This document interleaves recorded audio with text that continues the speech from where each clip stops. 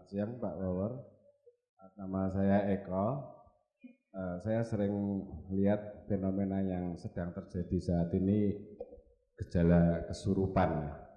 Satu saya tertarik dengan surat pembaca, di mana ada permainan kuda lumping. Kalau yang ditabrak itu orang pribumi, ya orang Indonesia sinilah, langsung jadi kesurupan. Tapi kebetulan saat itu banyak turis-turis bule ya, asing juga ikut nonton. Tapi kalau yang ditabrak bule, tidak ada reaksi apa-apa. Mereka malah ketawa-ketawa, tidak ada respon sama sekali. Kalau yang ditabrak orang sini langsung kesurupan. Ya, ini gejala seperti apa Pak Kawan? Terima kasih. Yang sudah bilang orang kemasukan kan ada makhluk lain. Ya ini memang sebenarnya ikatan karma. Sebenarnya biar orang bule juga kena kok. Saya berikan contoh orang bule kena. Tapi bukan kuda lumping. Main apa itu? Ya langkung. Dan ini di mana daerahnya? Di Sulawesi Utara, di Manado. Karena orang bule ini memang keras. Yang begitu-begitu nonsens semua, saya tidak percaya. Lalu ada yang tantang dia, temennya sendiri yang nantang. Ayo kita main. Udah pegang. Pakai keranjang gitu ya, taruh baju itu begitu, pegang aja. Begini apa ini? Pasang dupa yang satu dia ngomong apa saya nggak tahu itu, tapi saya memang nggak di situ. Tahu-tahu jadi berat dan dia takut itu pakaian itu datang ke arah dia itu yang dia ketakutan. Dia lari tapi bawa itu terus-terusan. Dia mau buang nggak bisa lepas. Dia sudah mau begini-begini nggak bisa. Wah itu baru dia ketakutannya bukan main. Nah si temannya dia sudah teriak-teriak begitu keliling bawa keranjang teriak-teriak. Dia cuma duduk diam, dia tertawa-tawa aja. Kasarnya bilang apa? Rasain lu bule. Ya sekarang permainan psikologis. Anak-anak Indonesia pada umumnya ada yang juga yang suka main begitu.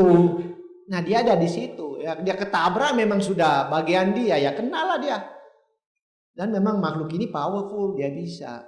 Di zaman Sang Buddha. Ada seorang Samanera kemasukan. Samanera loh. Apa kurangnya baca parita kan?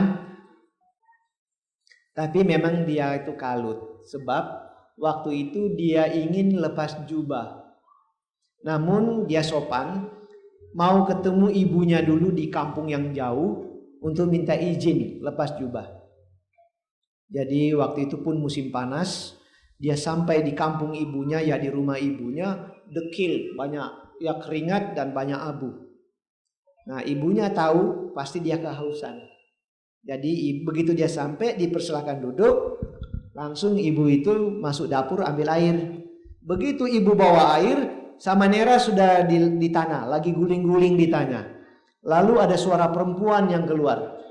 Bilang, kalau Samanera minta izin lepas jubah, jangan berikan. Karena kalau dia lepas jubah, dia celaka. Nah, si ibu ini tanya, kamu siapa? Saya adalah Mama Samanera pada kehidupan yang lalu. Jadi si Mama yang datang. Nah, sudah. Jadi dia sadar.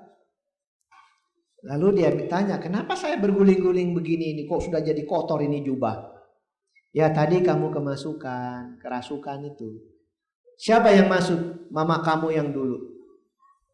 Apa yang dia sampaikan? Katanya kamu datang mau minta izin. Padahal Samanera belum bicara apa-apa itu mau minta izin lepas jubah. Katanya kamu mau minta izin untuk lepas jubah. Dia pesankan kalau kamu minta izin tidak boleh diizinkan. Kalau kamu lepas jubah kamu akan celaka. Wah ketangkor kalau begitu. Padahal dia belum bilang apa-apa kok ketahuan. Nah itu akhirnya dia tidak lepas jubah. Tapi kasus itu disampaikan kepada Sang Buddha. Jadi pertanyaan muncul. Kenapa orang bisa kemasukan? Nah memang ada syarat-syarat lain. Antara lain kalau memang mau kemasukan. Tapi kalau orang itu suka bingung, gampang kemasukan. Nah sekarang kita bikin penelitian kecil aja. Kalau ada kemasukan massal, di Semarang juga pernah ada yang kemasukan massal di sekolah, biasanya yang paling banyak kemasukan laki-laki atau perempuan. Nah, jadi kalau begitu logikanya yang suka bingung perempuan ya.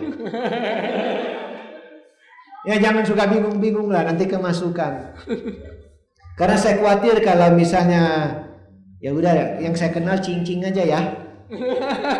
Dia kemasukan lalu mulai buka-buka bajunya, saya lari lihat begitu. Lari pulang ke rumah, ambil tustel, datang balik, bikin film gitu nanti. Ya itulah, jangan suka bingung-bingung. Sebab itu latihlah meditasi supaya pikiran terarah. Jadi kenapa orang itu keseruduk kemasukan? Karena dia sendiri sudah punya bibit sih, kepingin yang seperti itu. Kan rasa bangga kan? Mentalnya sudah ada itu. Jadi gampang. Nah sedangkan si bule, kebanyakan bule cuma nonton tok. Ih kok lucu, kok bisa begini-begini. Atau cuma terpesona, wong kok makan beling mulutnya gak luka. Katanya kudanya haus, minum 1 ember, airnya kemana? Ya kan perhatikan, minum 1 ember, kok perutnya begitu-begitu aja. Tapi ingat ya, saya nggak tahu di sini ada yang suka main kuda lumping nggak?